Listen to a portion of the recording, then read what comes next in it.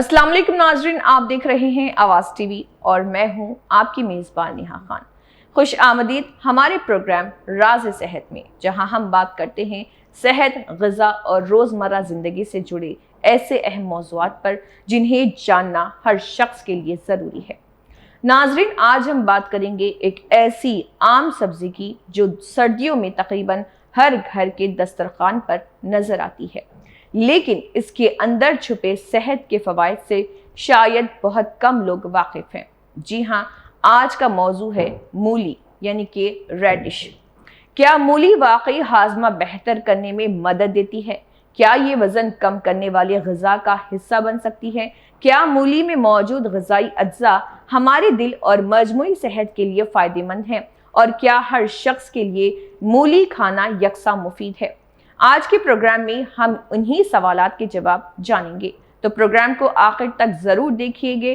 और क्योंकि सेहत के मामले में छोटी सी मालूमात भी बड़ा फ़र्क पैदा कर सकती है, तो चलिए प्रोग्राम का आगाज़ करते हैं।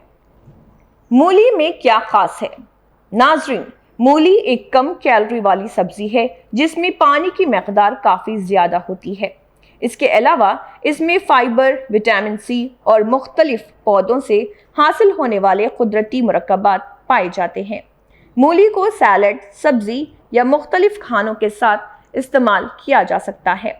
इसकी एक ख़ास बात यह है कि ये आम तौर पर कैलोरीज में कम होती है, जबकि फाइबर और पानी की मौजूदगी इसे मुतवाज़न ग़िज़ा का हिस्सा बनाने में मदद देती है। लेकिन याद रखिए, किसी एक सब्ज़ी को जादुई ग़िज़ा समझना दुरुस्त नहीं। सेहतमंद ज़िंदगी के लिए मजमूई खुराक, जिस्मानी सरगर्मी, मुनासिब नींद और दीगर आदात भी अहम हैं। हाज़मे के लिए मुमकिना फ़ायदा। मूली में मौजूद फाइबर आंतों की सेहत के लिए अहम किरदार अदा कर सकता है। फाइबर हमारी ग़िज़ा का वो हिस्सा है जो निज़ाम हाज़मा की मामूल के काम में मदद देता है और कब्ज़ से बचाव के लिए मुफीद हो सकता है। अगर आप अपनी रोज़मर्रा ग़िज़ा में मुनासिब मकदार में सब्ज़ियाँ, फल, दालें और मुकम्मल अनाज शामिल करते हैं, तो आपको फ़ाइबर हासिल करने में मदद मिल सकती है। अलबत्ता अगर किसी शख्स का मैदा हसास हो या मूली खाने से गैस, पेट फूलने या बेआरामी का मसला हो, तो उसे अपनी मकदार पर तवज्जो देनी चाहिए। वज़न कम करने में मूली कितनी मददगार? नाजरीन, वज़न कम करने के हवाले से मूली का जिक्र बहुत आम है। असल बात यह है कि मूली कम कैलोरी वाली ग़िज़ा हो सकती है और इसमें पानी की मकदार भी ज़्यादा होती है। अगर इसे ज़्यादा कैलोरी वाली अशिया के बजाय मुतवाज़न खाने का हिस्सा बनाया जाए, तो ये वज़न को कंट्रोल करने वाली ग़िज़ा में शामिल की जा सकती है। मसलन एक प्लेट सैलड में मूली, खीरा, टमाटर और दूसरी सब्जियां शामिल करना आपके खाने को ज़्यादा सब्जियों पर मुश्तमिल बना सकता है। लेकिन सिर्फ मूली खाने से वज़न कम नहीं होता। वज़न के लिए मजमूई कैलोरीज, खुराक का मियार, जिस्मानी सरगर्मी और तर्ज़ ज़िंदगी सबसे अहम है। विटामिन सी और जिस्म का दिमागी दिफाई निज़ाम। मूली में विटामिन सी पाया जाता है। विटामिन सी जिस्म के लिए एक अहम ग़िज़ाई जुज़ है और ये मदाफ़ियती निज़ाम के मामूल के काम समेत कई जिस्मानी अफ़आल में किरदार अदा करता है। इसके अलावा विटामिन सी एक एंटीऑक्सीडेंट भी है जो जिस्म के खलियों को ऑक्सीडेटिव स्ट्रेस से तहफ़्फ़ुज़ देने में किरदार अदा करता है। लेकिन यहाँ एक अहम बात, मूली को बीमारियों का इलाज समझना दुरुस्त नहीं। मुतवाज़न ग़िज़ा में मुख्तलिफ फल और सब्जियाँ शामिल करना ज़्यादा अहम है। दिल की सेहत और सेहतमंद ग़िज़ा। एक सेहतमंद दिल के लिए सिर्फ एक खुराक काफ़ी नहीं होती। ऐसी ग़िज़ा जिसमें सब्जियां, फल, मुकम्मल अनाज, दालें और मुनासिब मकदार में सेहतमंद चिकनाइयाँ शामिल हों, मजमूई सेहत के लिए बेहतर समझी जाती हैं।